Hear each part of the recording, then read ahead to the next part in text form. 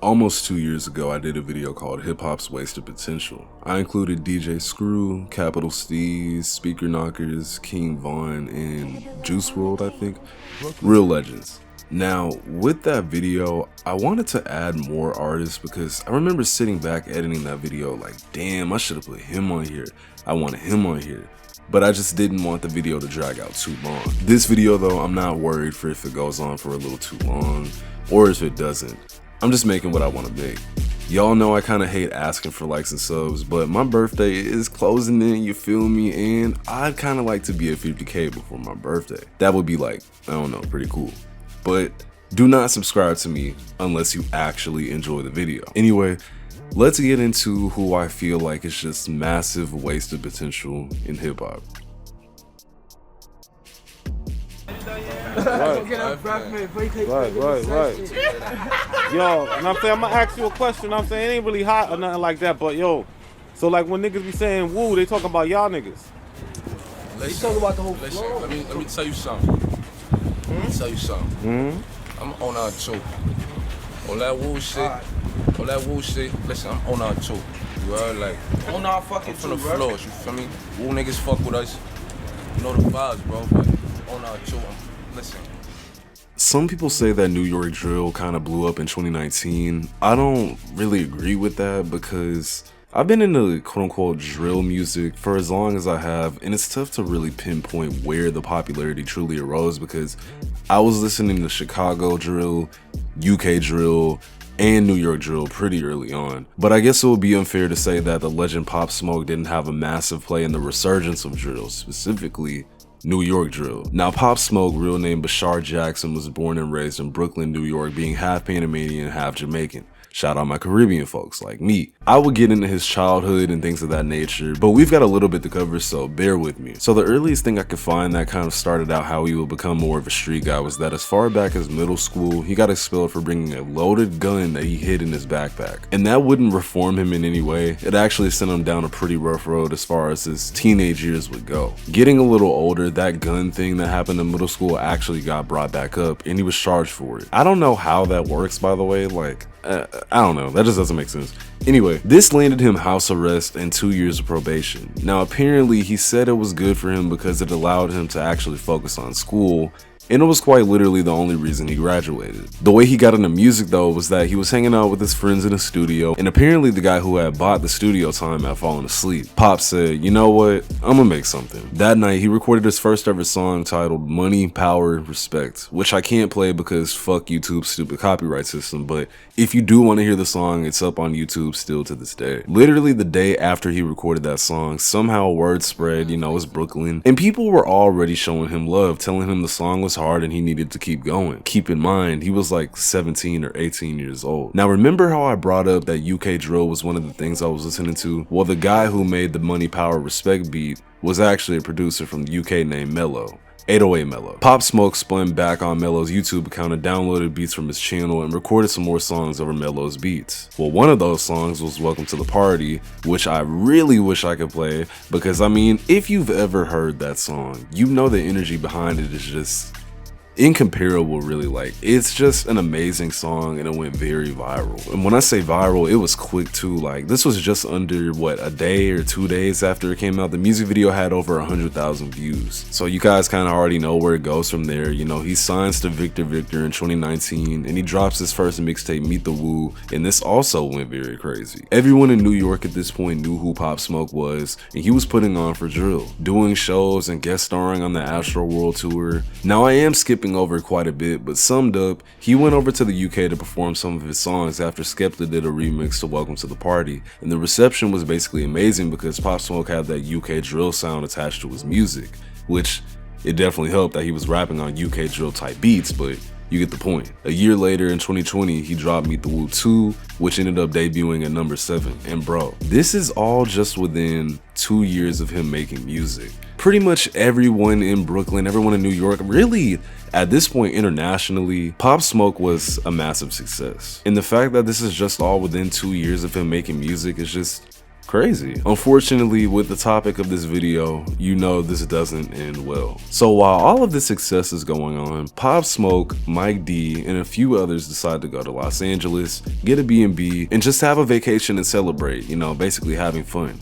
Pop Smoke was actually about to go on tour and perform some of the songs from Meet the Woo 2 and his original mixtape. Now, I'm not gonna get into every logistic and corner of how this all went down. There's actually a few pretty good videos on YouTube about that already, but long story short, Mike D and Pop Smoke had made the mistake of posting the location without realizing that they were. Pop had recorded a video showing off some of the stuff he had purchased earlier that day, which contained the literal address of where he was sleeping that night. Mike D had posted a picture in front of the B&B where it was geolocated to Beverly Hills, and of course, these mistakes would cost way too much. At 1 in the morning, Pop and Mike weren't even at the spot because they went to a studio down the road, and that's when a BMW pulled up to the house and scouted it out, then drove off. A few hours later, they rolled back up in a different vehicle after Pop, Mike, and a girl he met that night had gotten back. Long story short, 3 teenagers ran inside and robbed him of a watch and shot and killed him. That watch being the only thing they got away with was $2,000 worth that they literally had to split between 4 people. Someone's whole life for $2,000 fucking dollars. All I can say, man, is I miss Pop Smoke so much. His energy, that growling that I still be doing, like, such a legend, bro. To have accomplished so much and pass at just 20 years old, he had a lot ahead of him, and it was tragically cut short because of stupid, degenerate YNs. I hate using that word, but rest in peace to, matter of fact, hold on. Hey, rest in peace, Pop Smoke.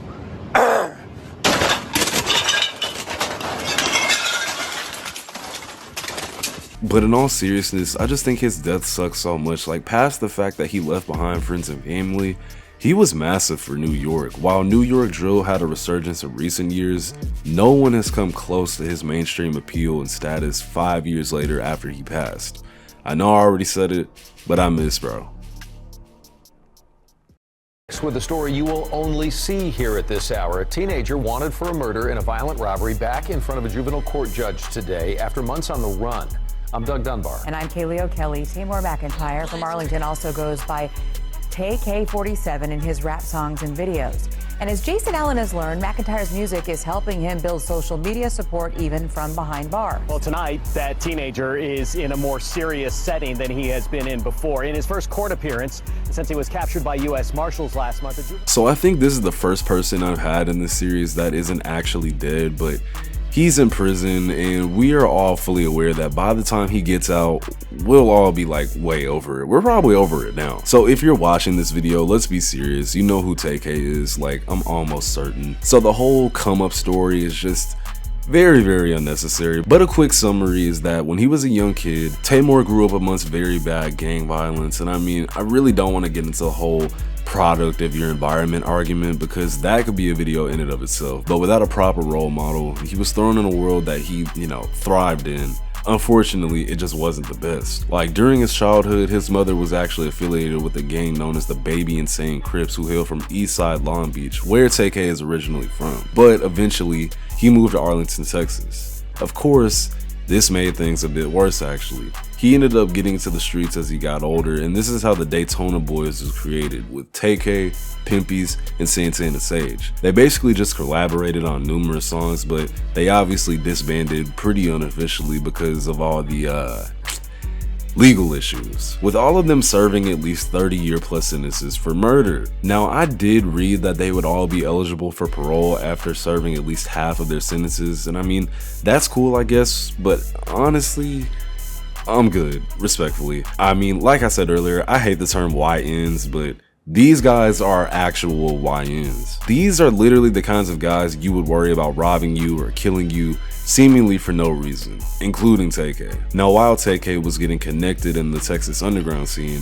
TK's actual fame truly came from the race. So after he was arrested for a robbery gone wrong that resulted in a murder, he was out on house arrest and he ended up cutting off his ankle monitor. Then he recorded a song called The Race, and it would take 3 months for him to be arrested. All while that, he dropped a music video, taunted the police, and couch surfed, creating an even bigger issue for himself. He would escape again after getting put on house arrest again, and a few days later he shot someone in a Chick-fil-A parking lot. Keep in mind, while all of this is going on, his debut mixtape Santana World would drop. So people are seeing this dude on the news, hearing about how he's on the run for murder basically, so that's pulling people in. Now I'd say what was the wasted potential about this kid is that his music is genuinely timeless. There is not a single song on his SoundCloud under 5 million plays, and that's because his music was very, very catchy. When some rappers get arrested, we all kind of just forget about them very quickly, but TK had everyone in a chokehold at one point. His music was so good, and while it's timeless, listening to it just kind of sends me back to 2017, like, just better times, low-key. It kind of just sucks that this nigga was evil. Like, I'm not gonna sit here and lie, he definitely deserves prison. His music was crazy, but when you operate the way he did, it was either someone was gonna kill him or he was gonna end up in jail. Hopefully he's been getting rehabilitated though. He still tries to connect with his fans every now and again, and it's pretty hopeful. It's just a sad story because this is just a kid that was just, I don't know, I guess he just really didn't have a role model, you know what I mean? And it sucks because he's actually really talented. Like I said though, I hope he's been getting rehabilitated. That's kind of all I can hope for. I mean, with the sentence that long, I think he got like 55 years or something like that. Hopefully you have a lot of time to realize that the things you were doing while you were free was stupid as shit. But yeah, man, TK was a legend, and can't really say free him, but yeah. A lot of niggas talking that don't know shit, but I know a lot of niggas with guns that ain't know shit. But all I know is smoke shit, tote shit, poke shit. All I know is street shit, won't beef, I'll roast shit. I been spending heat with the past weeks, I ain't roast shit. Phony ass niggas only call me when they want shit. Promise I don't owe shit. If I owe you, then you beat. For a feature, you get taxed. If you my homie, then it's free. If you lacking, why it's cracking, I'm gonna do you like they do me, cause I know I can't get no. Young Pappy is a super interesting case to me because his level of talent was just so unnatural. It wasn't something common you just randomly came across. When I say that, I mean there was something genuinely different about Young Pappy. I know usually when artists pass or get killed, people be like, man, RIP, he was so different, but like Pappy was genuinely different. His younger years are pretty cut and dry, rough upbringing, couple of sisters and brothers, except he grew up in Chicago. The area of Chicago where the name Chirac was becoming more prominent, you know, so of course he went down that road. His older brother would apparently teach him how to rap since he showed a high interest in music at such an early age. It said that he started rapping as early as 4 years old. I mean, apparently this kid was literally like reading words in the dictionary, trying to come up with new words to put into songs. And you can definitely tell. He was dropping songs on YouTube as far back as 2007, and none of them would really take off like that as soon as you might think. And it's said that this is another thing that caused him to delve more into the street life. Pappy was affiliated with the GDs and another set named TFG. Pappy would get a bit deeper, and after one of his close friends named Pooh Bear was killed, it's said that this situation is actually what pushed him into becoming a real shooter, as y'all might say. I don't really want to focus on the violent side of Pappy because I'm a bit biased, whatever, sorry. But as for his music, I genuinely believe like another artist that was in my first Wasted Potential video, which you should go watch if you haven't. He was an amazing storyteller, kind of like Speaker Knockers. You know how sometimes you hear a rapper and you get the vibe that they're hungry to just make it? That's what Young Pappy's music sounds like. Except on top of the amazing storytelling and flows, he had like a really aggressive energy to his music that I just gravitate towards. I don't know why. This energy was also felt because doing your research and not even having to do it for too long, you know Young Pappy was definitely quote unquote on that, as y'all would say. It's really just unfortunate that he didn't get to live long enough to see the success that he created for himself. Pappy is just kind of one of those artists that I would think like, if he were alive today, he would be like a massive artist. Like, I'm not blinded by nostalgia. Y'all really gotta go listen to this nigga. He's a really good argument for why sometimes I feel like it's okay to lie in your songs. Let me explain. So Young Pappy, clearly on demonic timing. Y'all can say I'm on my knees or whatever, I don't care. You know how people sometimes be like, oh, he just be lying in his songs, this cap in his rap. Well, that did not apply to Young Pappy. Listen to like Killer, 2 Cups, Night After Night. It's just bare bones storytelling that you can tell like came from his heart. But I'm not gonna lie, sometimes I wish that he was just good at creating these stories instead of there being so much validity to them. Because if he was not on that type of timing he was on, he'd probably still be here today. Unfortunately, he was murdered in a pretty violent way. I can't exactly say it shocked me because I remember finding out he died and I don't know, I just wasn't shocked at all. And I mean that in like the most respectful way possible. Like his story is pretty basic, unfortunately, to how a lot of these street guys stories ends. But either way, Papi was insane both in the studio and in the streets. It's just very unfortunate that, you know, he was on that type of timing. But R.I.P. to Young Pappy, man. Stepping outside from him being my brother, I wasn't like, them type of things happen to them type of people because he was actually a real street dude, you know, like actually outside every day, you know, selling drugs with guns, all that, like, you know, so it's just like, it hurt me and it's shocking because that's my brother, you know, but I know that this is his lifestyle and that's what come with his lifestyle and all of that, you know, and so, you feel me, I wasn't totally prepared for that, but you know, I had to get myself ready, like, that's what it is, you know. And I'm sad that it's my brother, you know, but that's his lifestyle. If you did enjoy this video, you know, subscribe to the channel. I know we usually just talk about random things as far as music, but I did really enjoy talking about artists that I actually like for a change. So if you guys want to see a part 3 with 5 artists instead of just 3, let me know who you think in the comments, who is just massive wasted potential in hip hop. And maybe for the 3rd one, I'll try and make it, you know, way longer. Pause. I love y'all. I'm UVXCX. Later.